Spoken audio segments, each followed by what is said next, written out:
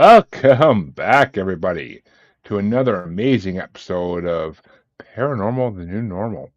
I'm your host, as always, Jeremy, trying to make the world seem a little more normal. Does it ever happen? Yeah, we're just kidding ourselves at this point. 200 something episodes in. We're kidding ourselves. But, as always, I have a guest with me on this perilous path. And that guest tonight is Carolina Gutierrez. And she is a medium, mental health advocate, and so much more. But we're going to get into all that in a bit. First things first, how you doing tonight, Carolina? I'm good. I'm good. I'm excited. I'm excited about talking today here. Well, we're excited to have you. So, just to start this off right, what got you into the paranormal? The same question I ask everybody to start the show because it always leads to so many wormholes, and I love it. I that's such a long story, but I We was like long partially stories. I was partially pulled into it. Let's put it that way. I don't know if I at least consciously in this life selected it, but definitely I was pulled into it. And just experiences and kind of moments throughout my childhood and adolescence that, it wasn't until I was about in my early 20s that somebody mentioned something that all of a sudden all of this made sense to me. So I was kind of that weird kid that, Ooh. that was extra sensitive. Let's put it that way. Yeah. Okay, well, I will say one, we love childhood experiences in this show, so please, what happened to you as a child? Because that's our bread and butter in this show. I gotta say, that's Okay. our bread and butter. Okay.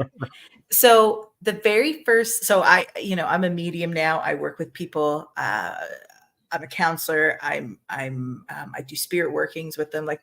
It's now very much my life. But, I tell people the first time that I heard spirit, I was 4 years old. And I had no way of making sense of what it was. But I still remember very clearly that day, I was, it was Sunday. It was a Sunday. It was really crappy TV and you just kind of watched whatever was there, right? And there was this, Oh, the 90s. yeah, it was the 80s actually. So let me date myself a little bit further. It was the 80s, and there was a fascinating, actually, it was very like out of the norm of what was usually on TV on Sunday afternoon, and it was a profile on therapeutic touch, some type of energy healing, and I remember being just like wide-eyed and fascinated looking at this. My mom was in the kitchen cleaning or doing something. And I remember there was a plant right next to the TV. And I started hovering my hand over the plant. And of course, immediately, after the show, they're like, don't do this. No one untrained should do this. Be careful, all that stuff. And so I immediately pulled back, right? And I pulled back from hovering my hand over the plant. And I'm like, oh, I shouldn't do this. I shouldn't do this because the TV is saying I shouldn't do this. And there was this very distinct, not my voice. I had never heard it before, but it was a very distinct voice that said, keep at it, keep trying, do more, don't stop, do this, right. And I remember it being it was very kind and very gentle, but it was very outside of what I had experienced up until that time. And I made no sense. Like I didn't understand what it was. And over the years, that voice very much started kind of feeling like it was my own internal voice, right? But it was always guiding me, constantly guiding me. And it wasn't until I was in my early 20s, I was at a workshop and there was a medium at the workshop taking the workshop as well. And over lunch, she was giving everybody little readings. And when she came to me, she said, honey, you're more intuitive than I am. You should be doing this because you got to listen to those stories that are going on in your head. And all of a sudden I was like, hold what? Like you could have knocked me over with a feather because I had no idea. But then all these instances in my life where that voice showed up and, different things happened with people. For example, I was a waitress and in high school and I went up to the table and it was a big group. It was like 14 people. And they said to me, we'll give you an extra tip if you guess my sign. And I said, okay. I just said whatever came to my, like I didn't think about it. I just said whatever came to my mind. And the group just went hushed. And they're like, whoa, how'd you do that? And I was like, and I was just kind of rushing. I'm like, listen, I have other tables. Can I just take your order? I really didn't think much of it. Right. But the whole dinner, every time I'd show up, they're like, try again, because you don't understand the odds of that. Right. So, Do you want what would the odds be? 112, if I'm not mistaken, or I have no idea. And of course, they're like, try it again. And I didn't get it again because I'm now thinking that my tip's going to, like I had an agenda and my tip was just going to get higher and higher. So it didn't work out. But yeah, it was just these premonitions, these events, these, knowing, picking people out of a crowd, things like that had happened throughout my life that everyone would be very surprised at. And I thought everybody had this kind of internal dialogue going on. And it wasn't until much later in life that I realized, no, that's not necessarily the case. So yeah, it no? was. Everybody wishes they had this internal dialogue going on. It's not the case. Yeah.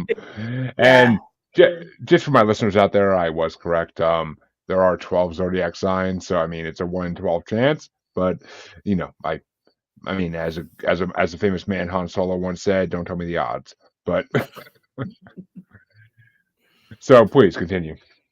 Yeah, no, so it was when that medium told me, I remember just kind of going home and kind of sitting with that information, and the voice came back and said, great, now you understand, let's get to work. And my life changed completely from that day forward. Well, I mean, it sounds like an exciting life, uh, and I mean, it seems like I mean, for those of us without known abilities. I mean, because everybody has abilities, as I've been told. Everybody has abilities. They Everybody gotta does. awaken. They gotta awaken them. But everybody has abilities. So I mean, for those of us who haven't awakened our abilities yet, it is an exciting life because I mean, to be able to reach out to another side of this plane to me is phenomenal. I would love to actually awaken my abilities, which I've been told I'm an empath, but I don't quite know how to work those yet. I've been told me and my spirit guide don't know how to quite contact him yet. So everything's kind of in pending status at the moment. We can talk after, or if you want, we can talk about it right now, Jeremy, and I give you some tips on how to Oh, get that going. I'm sure my audience would love that. So please, I mean, please give me some tips. I mean, just a heads up. Meditation does not work for me Yeah, and 100% yet. that's not, it doesn't work for me either. So that's not part of my Oh, tips. okay. I am more intrigued now than ever. So please give me tips. So, I offer two levels of intuition development because I firmly believe that we all have a GPS. We just got to know how to listen to it. We got to understand the language that GPS is speaking to us in, guiding us and giving us those nuggets of direction going to why we're here and what our purpose is. And so one of the things that I tell people is what works for me is not going to work for you. So right off the bat, meditation doesn't work for you, right? Mm. So do not force yourself into these set kind of patterns or recommendations that people make just because somebody's made it. Okay, so it's really recognizing what is your unique makeup energetically, spiritually, when it comes to your purpose, when it comes to the people that surround you, right? The other thing is starting to understand what your intuitive language is, because everybody's intuitive language is different. And when I talk about intuition, I'm not talking about you kind of using your mental faculties to kind of reach out and figure out what's on the other side. No, I am a proponent of you taking advantage of your spiritual crew, your team. So you talked about your spirit guides. So it's really starting to develop that relationship in figuring out which guide is the one talking to you, and you have multiple guides, right? In the practice that I have, we call it your spiritual court.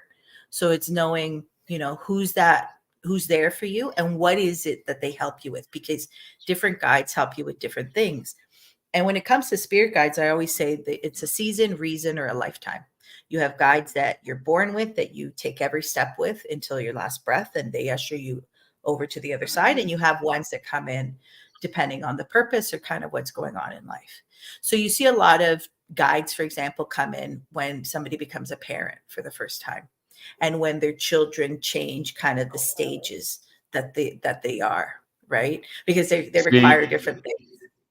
actually, I have to interject here because I have a 7, a 10-year-old, and I have my actual first biological child on the way, about 6-ish months along.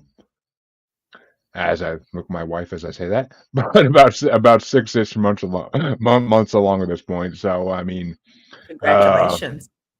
thank you. Maybe, yeah, maybe in about 2.5 months or so, something will awaken. We'll see, but that's good to know. That might be what moment awakens it. But Well, and I think also, when it comes to pregnancy, um, women carry, they become moms right away as soon as they find out, right? For dads, it might take a little bit of time, right? It's kind of this. oh, I mean, well, okay, I've been a dad for 7 years now. Oh, okay, like 6.5 years or so. I've been a dad technically. Well, been called dad, I should say. So, I mean, I've been a dad, but I mean, it's I don't know, it's something different when it's your own biological child. Like it's a connection that you Absolutely. that's that's natural. It's a connection that's natural, and you don't have to make it. It's just automatically there It's already when she ancestral. kicks. It's an Already when she ancestral connection, right? exactly ancestral, and already when she already like feeling her kicks, like it's a whole. It's so freaky and weird and beyond something I ever thought I would do. I Yeah, mean, it's something I always wanted, but it's not something I ever thought was in the cards for me. But life throws us unexpected curveballs sometimes, and absolutely. you're happy to catch those curveballs. So But so what you might see, a different level of instinct kind of pop in when that child, when you see that child. You're already seeing some of it, right? You're already kind of having those emotions come in, but you have different members in that spirit court that really um, are there to guide you in a certain way, right? Um, and so, what it becomes really important is you developing the relationship with these members of your spirit court, with the members of your ancestral court, right? Because your ancestors play a really big role in that as well. But unfortunately, in the West, we've lost that tradition in many of our mhm. spiritual practices. Where, if you were to look at the spiritual practices of pretty much any other part in the world aside from the West, you would see that that's intrinsic, and that's a huge part of the makeup of how people understood spirit and their relationship with it. Which makes sense. I mean, the East has a lot of great things we don't have in the spiritual realm, and I've talked to lamas and other great members of the East spiritual community, and it's it's a whole nother world. It's a whole nother world, really. And I mean, And the it's just not experiences the that East, right? Like there's, you look at any First Nations anywhere on the world, even in the West, and ancestors are right oh there, right? yeah, I mean, I've interviewed Native Americans as well, and it's just they anybody who's in connect with their native side, with their natural ancestors that have been here for generations, they are Mhm. always so connected. I mean, it's literally redonkulous. I hate to use that word, but it literally is redonkulous, like how But it's connected they it. are. But the misconception there is, just because you might come from a lineage that's broken that tradition doesn't mean that you can't make that reconnection, because the reality is that your ancestors are the closest spiritual connection that you have, even beyond your spirit guides, because you carry that in your blood, you carry that in your DNA, and you are the product of thousands and thousands of people that walked the earth and lived so that you could be here right now, right? And so, if there's one thing that I recommend for people in trying to access their intuition, or just become more spiritual, or recognize how spirit shows up in their life, is open up the door to working with your ancestors. which I 100% agree with. I mean, it's funny because I was a donor baby, so I didn't find out my ancestry until maybe 6 to 8 years ago, roughly.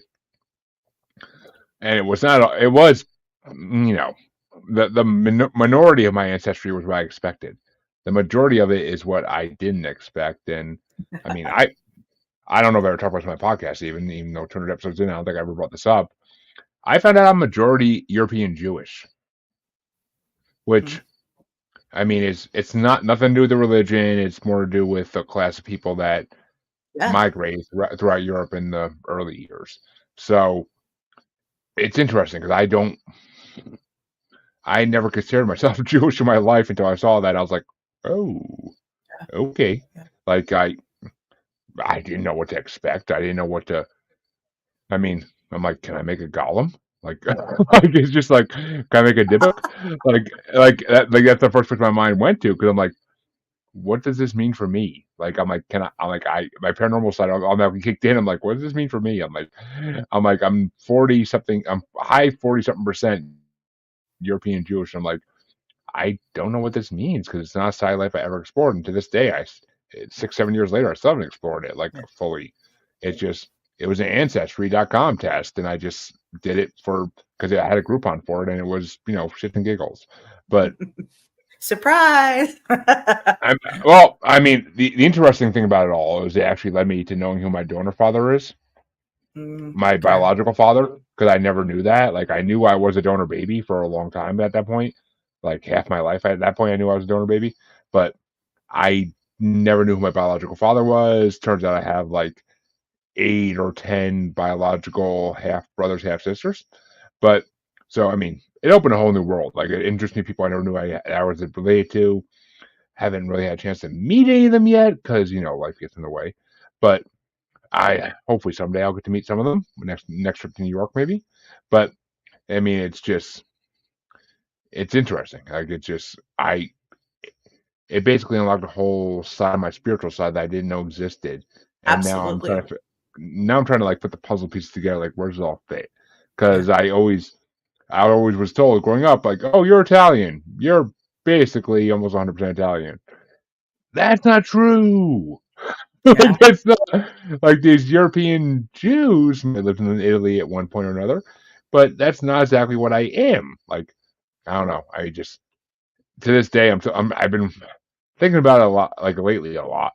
And it's funny it came up on the synchronicities and all that. But I mean, I don't know. Like, I don't think I've ever actually talked about this in my podcast. 200 something episodes in, I don't think I ever talked about this. So kind of interesting that it finally comes up.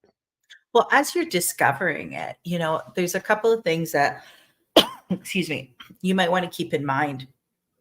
Number one, just because you have the genetics doesn't mean that a particular ancestor or ancestry wishes to work with you. So, for example, it's funny that you say that because my genetics, I have a high percentage of Sephardic Jew. We are not Jewish at all, but I come from a region where they, when they were being expelled from Europe, they went to hide, right? They're like, I'm raised Catholic, everybody thinks we're Catholic for however long it is, but that's not the case genetics, right?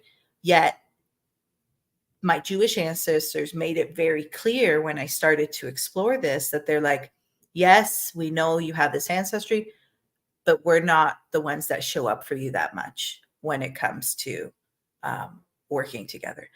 On the other side, the remaining 40% of my other ancestry, the uh, First Nations and African ancestry from the transatlantic slave trade, they show up for me a lot. They are leading my work when I'm working with spirit. So um, it's important that you explore it with an open mind, but you listen to the signs that you get back when you're making that connection.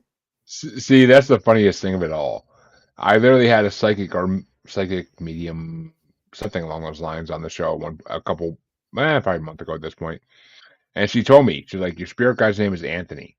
I'm like, oh, that falls right in line with the Italian heritage I thought I had all my life. Like it falls right in line. Like I couldn't have predicted this shit. Like I really couldn't have. Like it's all like if I could pick a spirit guide, like I mean, maybe I would have picked Italian. Who knows? But you don't get to pick these things. So she's like, your And spirit it, guide's name is Anthony. It's Anthony. yeah. I'm like, okay, okay. So it's, you want you want to kind of wrangle Anthony in, right? To help you start to bridge that relationship with those I, ancestors. I have been trying here and there. Like when if I'm alone in the car or if I'm just sitting somewhere alone, I'll be like, Anthony, brother, reach out, talk to me. I get nothing, but I know it's not the So way it works so I'll give you a technically, tip. but So if you think or if you feel that you're an empath, you might not hear spirit like a voice like I do, at least not initially, right? So one of the recommendations that I would make is ask Anthony in those moments in the car. The car's a great time to do it because you have to be focused here. You're not on your phone. You're not, listening to a podcast in the background. Ask Anthony to send you a mm, physical yes and a physical no, one at a time. So ask first, please send me a physical yes. And just make your body really still and just very aware, even the slightest thing. If something itches, if you get a twitch, if there's kind of like a little jumping feeling, whatever that is. Okay. And then ask him to send it again, but louder, and then see what shows up. And you'll start to be able to get a yes and a no. Right. And then you can start to build on that because that's really the fact. You need a basic yes or no. You need to know if you're talking to them. You know, we can go into like deeper things. You want to know that when it's him versus anything else, because when you start to open these gifts, you might welcome other things that you don't want in. And so you got to be careful, right? And I very much preach, spiritual hygiene and spiritual protection when doing this work. But that's a very basic way that you can get started with it because you can't just say, yo, tell me what I need to know. It doesn't work that way. I mean, with my luck personally, if I start asking for like confirmations, it's gonna be like, hey Anthony, can you give me a yes here? Can you show me that there's something working? With my luck, I'm gonna get into a freaking car accident. But I mean, yeah, that's gonna be my yes, and I'm gonna be like, "Hey, yo, what?" But I mean, it's just I had to on the Italian side there a little bit. But I mean, it's yeah, I'll have to try that. I'll have to try asking for a positive like yes and seeing what happens, and I don't know. I mean, there's also part of me that's like, ooh, what else may come in? I may welcome these creatures with divinity and use them to my advantage. But I mean, we'll see. We'll So see. you're I, so I there's a couple of things that you can do in order to get that straight because if you're telling me what you're telling me, then you might want to consider some spiritual cleansing before you do that, right? Because these gifts can attract, and people don't talk about that enough, I think, in this space. They can attract not so great energies. And it's something that you have to be really, really careful about, right? yeah, I mean, I got some villains in my life at the moment, put it that way. That if they happen to disappear, I wouldn't be too upset, but I'm not getting my hopes up. But I mean, Yeah. I'm just saying, dark forces that be. If you want to help me get rid of somebody, I might make a deal with you. Let's see. But I mean, not saying I'm welcoming dark forces into my life. I already live in a possessed house. So I don't need more than that.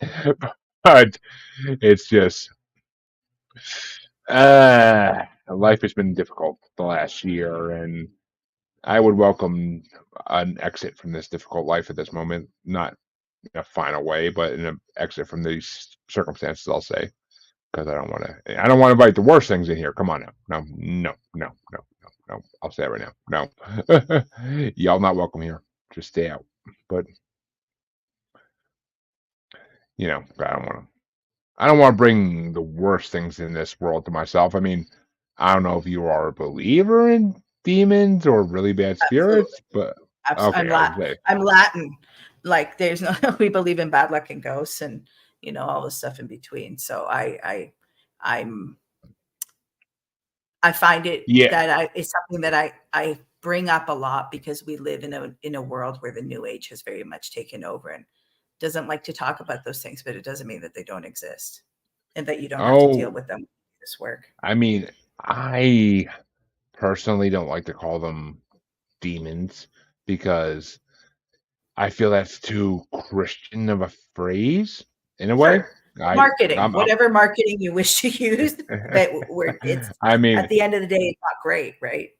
I mean, I am I am against organized religion completely because of, well, not because of experiences I've had, but because of experiences I've heard others had. And I mean, organized religion has been trying to shut down the paranormal for 50 plus years, so I am not a fan of it.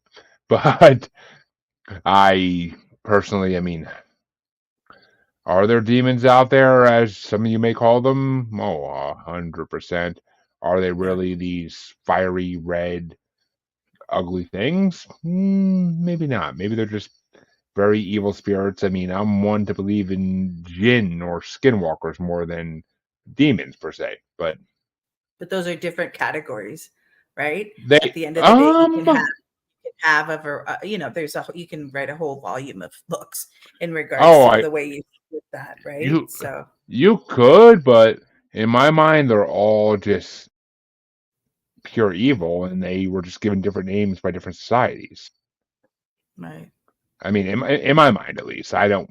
I'm not saying everybody needs to subscribe to my beliefs, my ideology, but in my mind, they're all different. They're all the Well, for same example, ish. I know I don't know, I'm not an expert on the gin at all, but my husband works with that a lot and he studied that a Ooh, lot. And my understanding of the gin is that you have benefic, you have malefic, and you have neutral as well, right? Just kind of in the spirit world, right? You have land spirits that are friendly and you have land spirits that not so friendly, right? So I think that there's nuances there, but not everybody wants to go into those details, right? I mean, I agree 100%. I mean, for Jins, you got, the Rob Williams version of it, which is friendly and neutral, and it's just gonna try to help you, maybe even. And then you got the ones I've had people talk about my show that have been in their lives, and they're just, Oh, they're brutal. mm, They're they're real. brutal. They're brutal. Absolutely. When you deal with somebody that has that in their life, it's serious, serious stuff. Yes, I mean, I've had some Middle East guests to my show that are just, they've had experiences with jinns, and it's just like, whoa, like, I would not wish your life upon anybody. Yeah, Anybody. yeah, I mean, and skinwalkers, I mean, yeah, I threw them in there as a sign of evil, but they are a whole nother category, and they are, I mean, they are pure evil. Don't get me wrong, they're pure evil, but it's kind of more created evil than natural evil in a way. yeah. It's a different. It's a there's categories of entities, right? And I'm by no means an expert in it, but I've had enough experience. I've been doing spirit working for 20 years.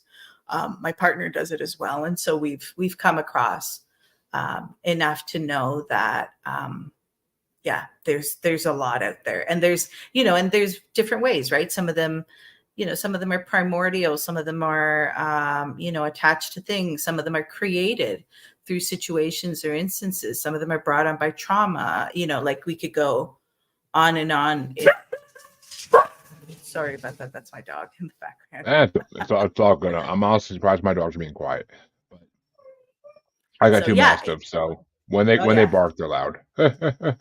But yeah, I mean, primordial evil is a oof. Primordial evil is the true evil in my mind. I mean, evil we create these days is not as bad to some degree. I mean, yes, I've had people on the show who have a poltergeist in their house to this day, and it's not pleasant. I'm not gonna say it's pleasant, but it's nothing like primordial evil. Nothing like there's something that's been there since the beginning of time, and it's just Well, it could be conjured, waiting.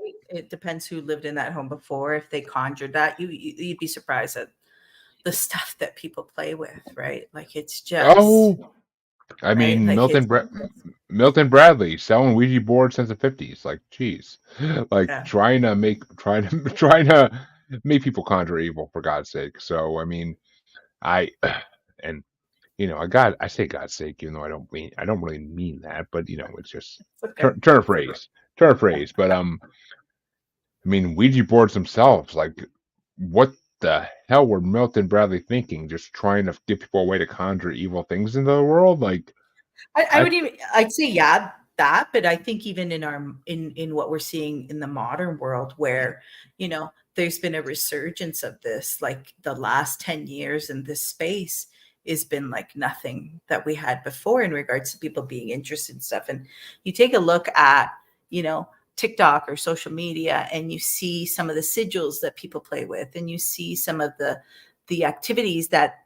people say this is what you do, and then somebody just follows blindly, and then they get themselves in a whole whack of trouble.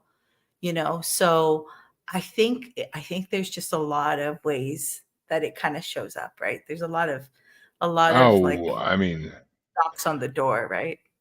I think, yeah, I mean, I think that these days a lot of it is more pop culture based with all the, Conjuring movies and all these other movies out there, all these TV shows about it.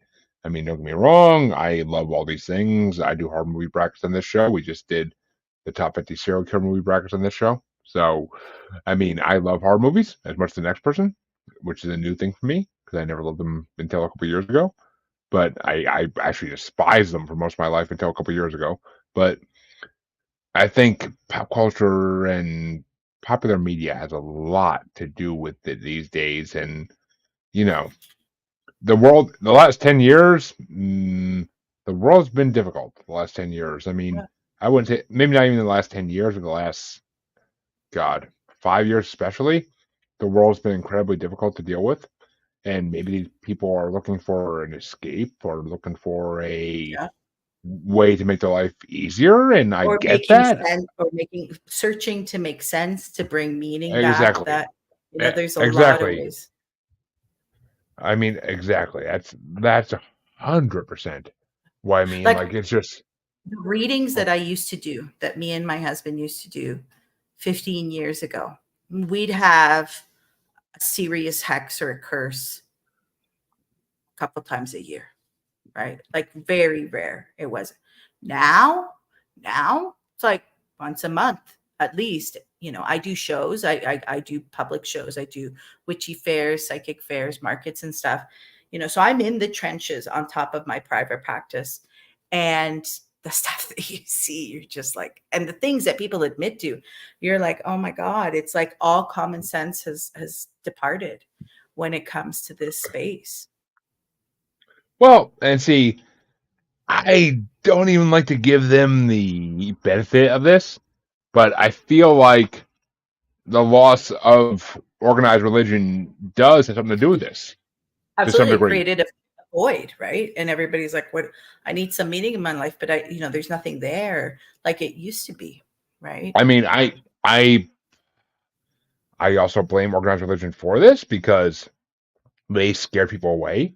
They, in this day and age, they didn't stay relevant. But in my mind, it's also, I don't know. I don't know what to think anymore. It's just, it For seems like me, the it's world is lost. there's, But there's, there's been a actually, concerted effort for the last I'm 200 a, years. Sorry, go okay. ahead. I'm gonna let you expand on that. I actually have to go lock up my chickens really fast. I realized I just didn't do that yet, and they're gonna. Hopefully they don't get attacked in that time. I don't think they will. But please expand on that while I go do this real fast. Yeah. So, I there's been a genuine and concerted effort over the last 200 years to really, you know, um, take some of these genuine and solid and tried and true techniques in spirit working that we've either been removed from it, they are being lost, they're being corrupted in that we get some of the teaching but not all of it, or certain things are like twisted. And we see that with the rise of the new age movement, right? It's understanding that um, there's just enough there to grab people's attention, but there isn't the same level of efficacy in spirit working that we had, you know, thousands of years ago. As much as you might not like organized religion, some of those organized religions, at least in their initial stages, without the corruption, without all the bad stuff. Because listen, I get it. I know that's there. Um, they were genuine techniques for spirit working. The Catholic Church alone, right? They used to have different types of exorcism. Now, if you if you find out, an average exorcism in the Catholic Church can take anywhere between 8 months to 10 months. Like it's insane, right? When you go to other traditions, you realize that some of their workings are immediate, right? But for example, the church banned the use of the Latin Rite. The Latin Rite was very effective in that work. And if you go even further back in the Middle Ages, the church used to have different rites depending on the type of uh, whatever entity they were exercising. There was different rites because there's different types of entities. So we see that the more that we depart away from that, the more that we're seeing this stuff come up, right? I've studied with shamans, and when they come to North America, they're like, oh my God, it's incredible the amount of attachments that a lot of people in the West have compared to other places, because we just refuse to admit that this is real, or we refuse to kind of acknowledge that there might be other answers out there. See, I feel like that age is slowly coming to an end, though. I mean, the Yeah, it is, but hopefully we don't lose the traditional wisdom that knew how to deal with this, I don't think we thousands will, of years because ago. I don't think we will, because I mean, pop culture alone has made people realize, okay, the church knew how to deal with these type of things, and I mean, people are embracing native culture more than anything nowadays. So I think all these things combined, like the amount of books out there, and I mean, as the name of the show says, paranormal is the new normal. I didn't use that for my Mm-hmm. show because it was already taken. But paranormal, the new normal is true. I mean, it's what it is. I mean, I find it more and more in this show that there's. I mean, I've talked to over 200 people in the paranormal field in the last 2 years. Could I have done that 10, 15, 20 years ago? No way in hell. There would not be that many people in this field willing to come on a live show and talk about what they do. It would be, oh no, I mean, I say it all the time on the show. I was brought up in the 90s. Psychics were that weird little shop on Main Street that nobody went into. Yeah. Like that's the way I was brought up. And now I talk to psychics on a weekly basis. So are is anybody going to really tell me that this is not real? No, they can't. They can't. I've dealt with so many people in the paranormal field in the last 2 years that they can't tell me this is not real. I mean, But you do, but you still get those people. And, I always say because I ask people, well, what do I do if somebody in my family doesn't believe? I'm like, well, it's not your job to convert them, right? If that's their path that they choose to, live in denial, even with such obvious truths in front of them, I mean, it's not it your it job. may not be their path, but I mean, it's their duty to some degree in my mind to, you know, maybe make them see that this is more than just a passing phase. This is the new normal. I mean, I hate to keep using that phrase, but it is. And Right, I but mean, evangelizing or preaching, that's not the way, right? Like it might be that you live in your truth and you're walking your talk and you're like, listen, if you don't believe, that's fine, but I do, right? But the idea that we're going to go out and convert people from non-believers to believers, I just don't think that that's how people I function. mean, we're not going to convert them. No way in hell. No. Will we maybe make them look at the facts and see that this world is changing on a daily basis? Maybe. Maybe that's enough to open their eyes and make them see, okay, these people are not going anywhere. Like, there are more psychics and mediums on Instagram and Facebook than there ever was when, I mean, I don't know when the hell I don't know when Instagram started. I really don't. But I just got into it a couple years ago for the podcast. But I think it's right around like 2010, 2011. maybe. I mean, but Facebook started in 2007 or 2006, whatever. I didn't get into 2007, but still. There was nothing about the paranormal on Facebook when I first joined. There was not these psychics, these mediums, these clairvoyants, Not whatever, to the whatever. same, not to the same effect, but yeah, yeah, I hear you. I mean, I people I went to church with are now psychics. That right there says it all. Who I went to church with growing up, who are my same age, are now doing tarot card readings on the weekly, are doing psychic readings when requested. Like it's phenomenal how much this space has changed in the last 20 years. It's phenomenal, and I just I don't know. I mean, I feel like in the next 10, I mean, I keep hearing 2027 is going to be a big year. I mean, it's usually related to extraterrestrials, but I keep hearing 2027 is a big year. So maybe something's going to happen in that year that everybody will finally snap out of it and be like, ooh, I need to look into this. Like maybe Yeah. I don't hold my breath for nothing, but still, like it's a possibility, and that's the amazing part. Because I Definitely. mean, I've I've been to the paranormal for 20 years because longer than that even because of Bigfoot and Loch Ness and those type of things. But the spiritual side of it, I really only embraced the last 2 years, and I I've worked with Reiki masters, I've worked with mediums and psychics, and there are things that I never could imagine actually work. And I mean, that's the point of the show. It's just that things I experience hopefully make like people say, like, all right, maybe I need to give this some more of my attention. Maybe I Yeah. need to recognize this is something real. This isn't just people playing D&D and stuff like that. Like maybe this is something real that I need to pay attention to for a minute. So I mean, that's my hope. But let's get it back to you.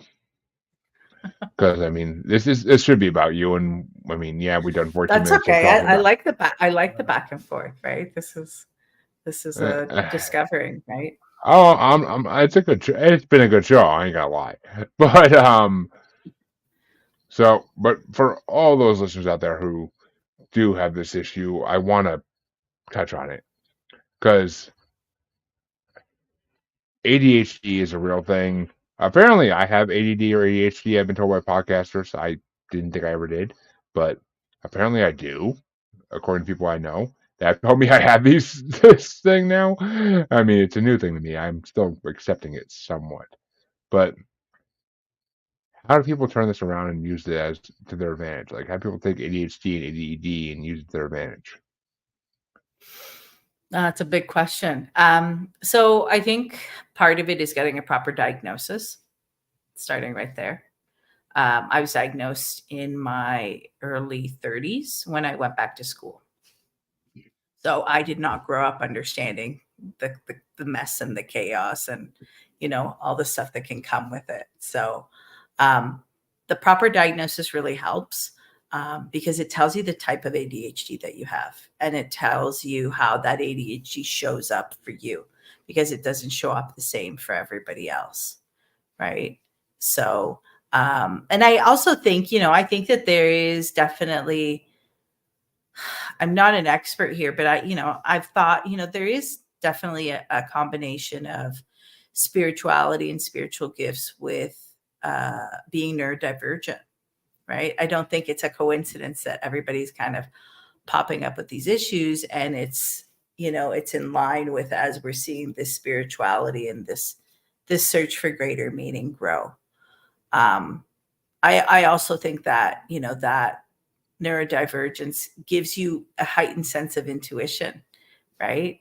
Because neurologically, there's a shift there. There's a difference with the general population. But yeah, I would definitely say getting a proper diagnosis would be really, really important because it definitely shows up differently, just as it shows up differently for women or people, women versus men. So, um, for example, you wouldn't get the diagnosis as a woman in the 90s, right? It's very, very rare. Where for men, it was definitely, or for boys, we should say, right? And a lot of people come to the diagnosis when their children get it, right? Especially women. I mean, it makes sense. It makes sense. I mean, you got to recognize what's going on with you first before you can tap into these abilities. Yeah. And I mean, I've yet to have a proper diagnosis. I probably should once I actually get a primary, just got insurance for the first time in a couple months. Oh, okay, like 6, 7 months ago, actually like a year ago, for the first time, and I have yet to go look for a primary. So probably should do that first. But I should get a diagnosis for what if I actually do have one of these things, and maybe that'll help me with my path. Maybe it's possible. I imagine it would be. I think it, with the diagnosis, then there's, like for example, I was in school, so I was able to work with a learning technologist that the university provided. So they taught me a lot about using technology to leverage kind of the areas where I might not be great in. And that really supercharged how I was able to make use of it, because I had spent years trying to figure out, what was going on. And never in a million years would I've guessed that I had ADHD, right? And so when I got that, plus the 10 plus years in adulthood where I had spent trying to get more organized, figuring out, like I would read blogs and books and magazines and you name it, and it was all these kind of tips and tricks, but that I would try and apply, but it wasn't that great. But once I got that diagnosis that said this is how it shows up for you, all of a sudden I'm like, oh, okay, so this past knowledge that I knew about that stuff, this is how I apply it specifically for me. And it really made a big, big difference. But I think part of it is just recognizing that things are a little different. And so you're gonna the traditional wisdom of life might not apply to you the same way, right? The tips that you might get when you become a parent, or keeping your house clean, or keeping appointments and stuff, that might not be what applies to you, right? You might have to approach that from a completely different place. Exactly, because somebody who doesn't have what you have is not going to understand how you think, which Exactly. is a good segue to my next question, which is basically, I mean, to stand in your truth per se is, I imagine that's a great way to improve your intuition. 100%. Yeah, you're on the ball there, right? Removing those masks, recognizing kind of what you're fooling yourself with.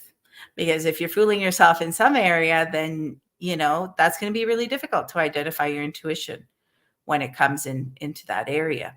Recognizing your trauma, recognizing the kind of the soft spots or the trigger points that you might have. That's going to be very, very useful, because when it comes to intuition, even though we all have it, we all share that, whether you acknowledge it or not. Everybody at some point has had some gut instinct, whether it's not to cross the street or something like that. um Exactly. I mean, if you're driving and your instinct tells you, like, okay, I need to go this way because I feel like this way's going to be packed full of traffic. 90% of the time, you're right. I mean, 90% of the time, you're just like, okay, yeah. I've been down this path enough to know what's going to happen if I go down this path. And basically, I am going to go down this alternate path because I understand this main path and is going to be blocked. and you bring up a great example, because I get this question a lot.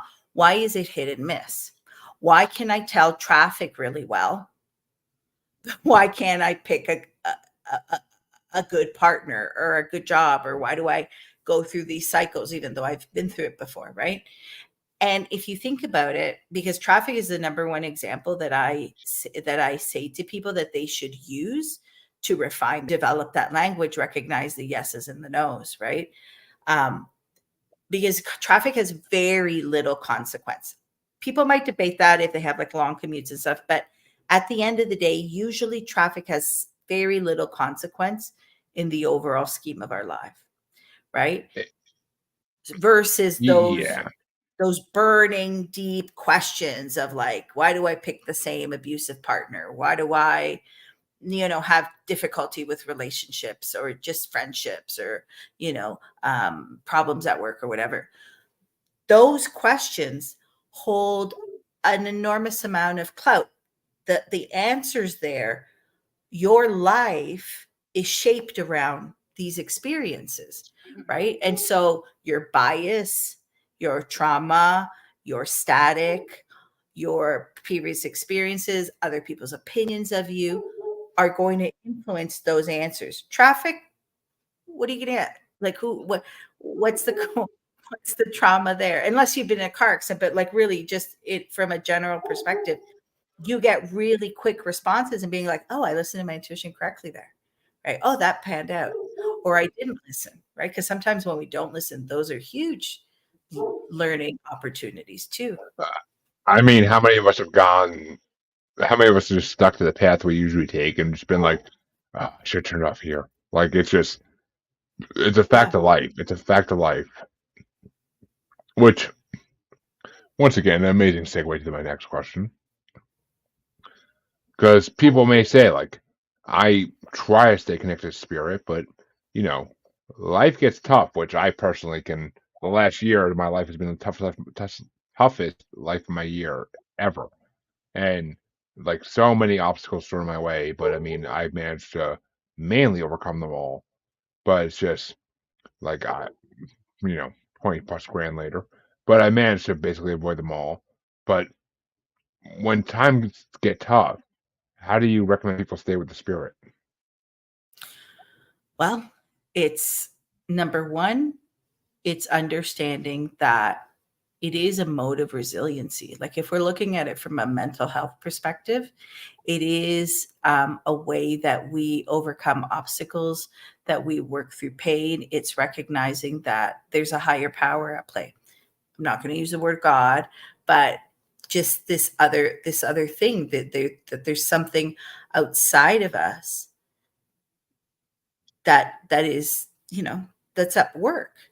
Um, but sometimes it's recognizing and just admitting that things are going wrong. Like I think we live in a world that is full of fake positivity. And we have a lot of people that, that meme, we've all seen that meme of that little character in a burning house sipping coffee and saying everything's fine, it's fine, there's nothing wrong. And it's like, no, there's everything wrong, your house is on fire. you know and so number one is being able to admit this sucks, right? A lot of people, it's almost like they don't want to admit it, right? Because I don't want to manifest it, I don't want to bring it into my world. And it's like it's already there, and you can't change a situation that you don't admit is there, right? I think very much building that trust in spirit, um, when the times are not tough, or when in a situation where it's not, you know, not as difficult, so that you can start to trust it and then bring it into other areas of your life, right? I think also our ability to be quiet. We live in a world where we are entertained 24/7, Yep. 365 days a year. What is your quiet time? In the car and in the shower, and maybe taking out the garbage. But aside from Maybe. that, tell me a time where people are not actively engaged in doing something, right? We're on our phones, we're on our computers, we're playing video games, people are talking to us. So creating an opportunity for you to have a little bit of quiet time to be able to sit with your thoughts is going to be really important, because when is spirit going to speak to you? Right? I Aside from mean, your dreams, maybe your dreams. And not everybody has that gift or ability when it comes to their dreams, right? thank you. Thank you. I mean, I personally don't dream. I haven't for the last 20 years or so. Like, I may have the occasional one, but I usually don't dream. Like, it's been an affliction of mine for a long time. And you're So right. I mean, I I can rarely make a have quiet couple of time. product recommendations for you, because that's usually a blocked up pituitary gland. That's usually kind of like a calcified pituitary gland that once you start to move that, we all dream. Now we're not into prophetic dreams. I don't think everybody has that ability, but I think as a spiritual being, we're meant to dream, right? Do we all I, remember them? No, right? But there are things mm, to fix that. I'm dying to hear these because I would love to actually start being able to like. I mean, even if I do dream, I barely remember it. So I'd love to be able to like actually know how to fix this problem.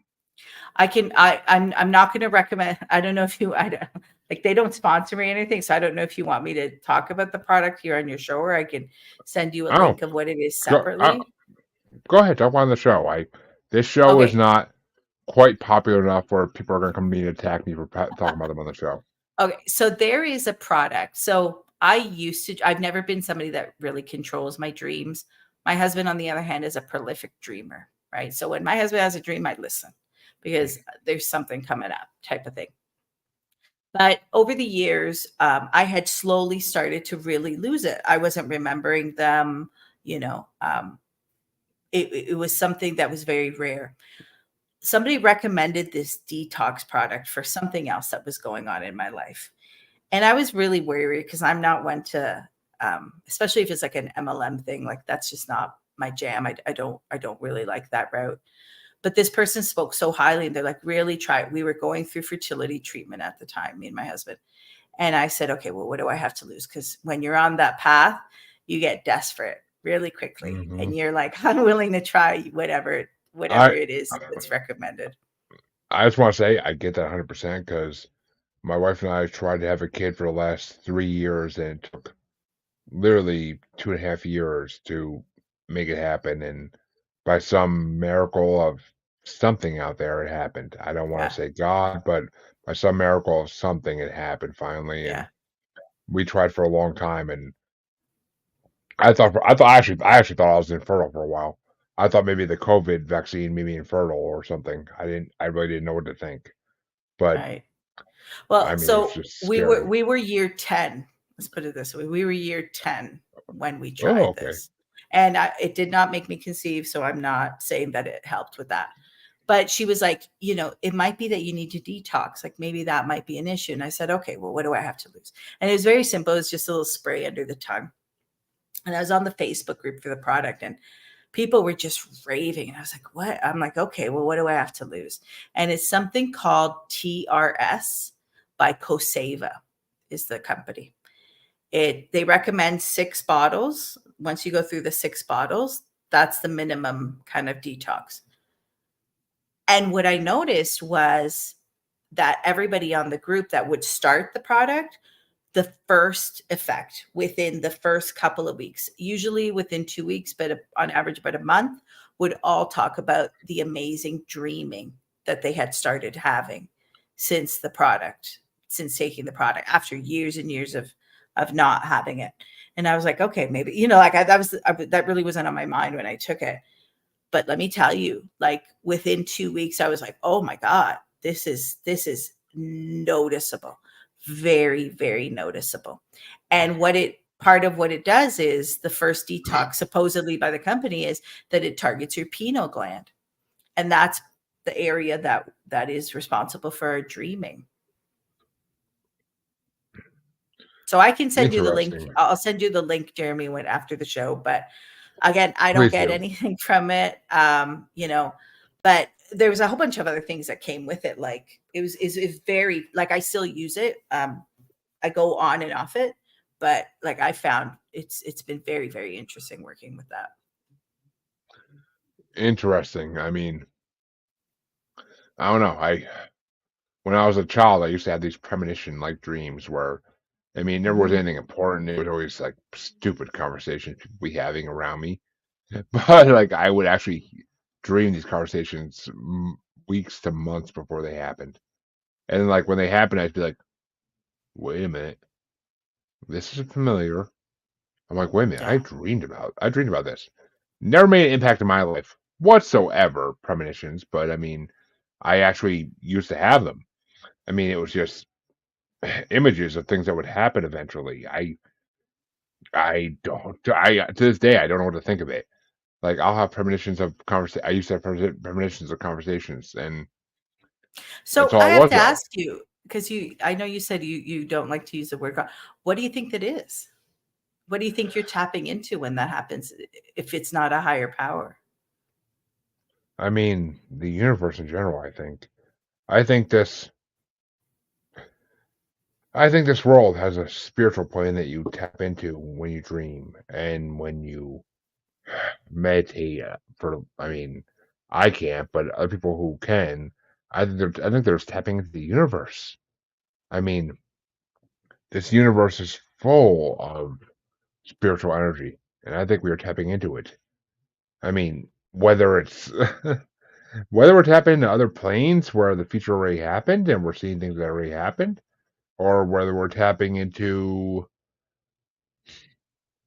some kind of extraterrestrial, ultra-terrestrial, like mainframe. I mean, not to bring up the simulation theory, but I mean, I don't know. I really don't know, and So that's what who drives me runs? nuts. I listen. The simulation theory is like I don't. It's not something that I run away from. But who runs that simulation? What's Um, what's what's the my order belief, that's being played there? I mean, my belief personally is either the Greys or reptilians, but that's my personal belief. But I, I mean, I think the extraterrestrials are running that simulation. I mean, I think South Park kind of called it. We're a reality show. Earth is a reality show.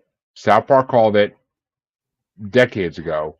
We But are a reality what if show. they are part of that simulation or that greater plan as well, right?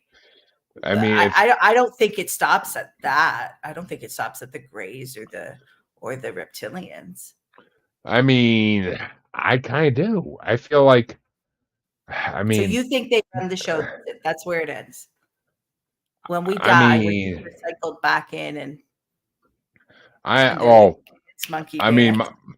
my personal theory on reincarnation is that we basically go to when we die, we basically go to a DMV in the sky or in space, however you want to phrase it, and we're basically waiting for our ticket to be filled again. Like that's kind of my theory on reincarnation. I mean, I think if you reach every goal that they set for you, that you get set free, and you can either go So it's to. a very Gnostic view of this kind of like Oh, I I am 100% agnostic. no, That's why I've been Gnostic, claiming. not agnostic, Oh, Gnostic, Gnosticism. okay. I may sound stupid here, but I don't know exactly what that means. No, no, no, no one sounds stupid. No, no. So Gnosticism is I'm going to probably get this wrong, and somebody's going to say a message, but whatever. Like the general purpose is, it's been around for a very long time, like around the time of Jesus type of thing, and it's the belief that that Earth is run by this like evil deity, and part of they talk about it in I think it was the Gospel of Thomas, the like gospel that was suddenly found, and where it was Jesus that went to who was it, the guy that Judas, and he's like, get me out of the simulation, give me up so that I can get out of this simulation, I can get out of this trap, because it's that we're trapped and then we go over and over again. And some people have like layered ET stuff on it, where um they get juice from our fear and from our trauma and from kind of all these negative emotions that we run through in life. But at the end, it's that there's some evil deity that has trapped us here, and that we need to break free from that See, circle. I can't say I believe that fully. I don't think it's an evil deity. I think it's just the way the world works. I mean, I think it's just I think it's the nature of the plane we live in that we are. I mean, I've talked to enough past life regressionists where I fully believe that we can come back as a human, an animal, a extraterrestrial on another planet. Like we basically most of the time we have choices of who we come back as, or we even if we don't have choices, we are guided to where are best fitted. And I mean, I like my DMV in the sky type of analogy because it makes sense in a way. Like I think we're meant to live multiple lives until we actually. Because I mean, past lives are real. I talked to enough people that I know they're real, and I've talked to people who said like they've done past life regressions on people who what they're describing is an alien planet, not Earth. So Oh yeah, I yeah, for sure. I'm I And it's mean also I feel the like levels within Earth itself, right? Like the dimensions within Earth. So, oh I mean whether yeah whether it's the an alien fairy planet realm on or what for the Fey realm. Yeah. That'd be the even dream. just going But back to the jinn that you were talking about, right? When you look I at think the stories I behind that, they're God's first creation, right? I think they actually live in the Fey realm. I mean, I think the Jinns are from the Fey realm. Yeah, and you get a lot of that. Like a lot of some people will say that fairies are jinn, right? It's that they're one and the same, right? It just I think there's just so much out there, so much information, and we're all Well, doing our best to understand that. I don't know if they're one the same or they're just from the same realm and they're different species altogether. I honestly wouldn't. I have not had enough people tell me about fays or fairies to really make that Oh, I decision. read fairies so often in readings that Mm. I do for people. To me, there's no doubt Oh, that oh, they're I real. mean, there's no doubt. There's no doubt to me that fae exist. There's no doubt to me that fairies exist, and gnomes and trolls and all this other mythology that exists inside the fae realm. There's no doubt to me that all these things exist. I just think we don't know really what to call them or what they are. But I don't know. I just feel like we're meant to come back at some point in reincarnation, whether it's planned or whether it's our choice. I don't know, and I'm not going to pretend to know these things. But I believe we come back at some point unless we actually reach our spirit goals, to put it lightly. I mean, I think we have goals as a spirit that we're meant to reach, and if we don't reach them in the life we're in, guess what? You're gonna repeat that class. You're gonna repeat that year. Like it's just what it is. I mean, another 8,500 years on the freaking world. Oh well. Like I mean, to me, that's what it is. I don't know. I mean, as the literally that should be the catchphrase of the show is I don't Yeah, that's know. what that. And everybody who claims to know, run. They don't. I mean, if they claim no for a freaking second, yeah, you're right. Run. It's Like if they a have tr- this solid like conviction, like this is it. It's like, yeah, no, that's just not run. so. Gonna ask one more question, then. I mean, it's been an hour, 10 minutes almost, so I gotta end this soon. But as I'm tired as hell and I need sleep. But what is your advice to anybody who wants to leave an intuition-led life? Like, what is your advice to anybody who wants to leave that life? You need to give room in your life. You need to make space in your life for that. You can't expect that to happen without you making some space in your life. And whether that's 5 minutes in the morning or 10 minutes before going to bed or, taking your lunch in the car at work and giving that room for that to be present, I think that is the number one thing, right? How are you going to lead with spirit if you can't let spirit in? Makes sense, and I agree with that. I mean, maybe that is my biggest problem is I can't make space to let spirit in. Maybe that is my biggest issue. I personally don't know, but that right there is good advice, folks, and please take it to heart. That's all I ask. Mm-hmm. But I want to thank Carolina for coming on. Carolina, sorry. I want to thank Carolina for coming on. It's been an amazing hour and 10 minutes about. And I mean, honestly, I could talk to her for probably 3 hours and not get tired of it. But unfortunately, I do have a life and I do have kids, and I have to get up at some point in the morning earlier than I would like to this week. But I do have to get up at some point in the morning. So please tell the people where they can find you, where they can find everything you do if they want to look you up. Sure. Everything you can find at curandera.ca, CURAND as in David, ERA.ca. I have clients both here locally in the Greater Toronto area and in Canada, but I also have a ton of international clients. I do lots of stuff over Zoom.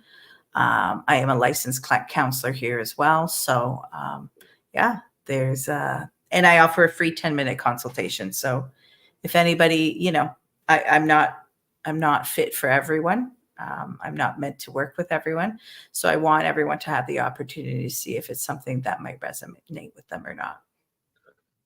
Exactly, folks. As previous guests have said, you may not connect with this certain person, but then I want to connect with somebody out there. But I mean, give Carolina a chance and see if you connect with her. I mean, it's what they're gonna. It doesn't cost you nothing, so give it 10 minutes of your time.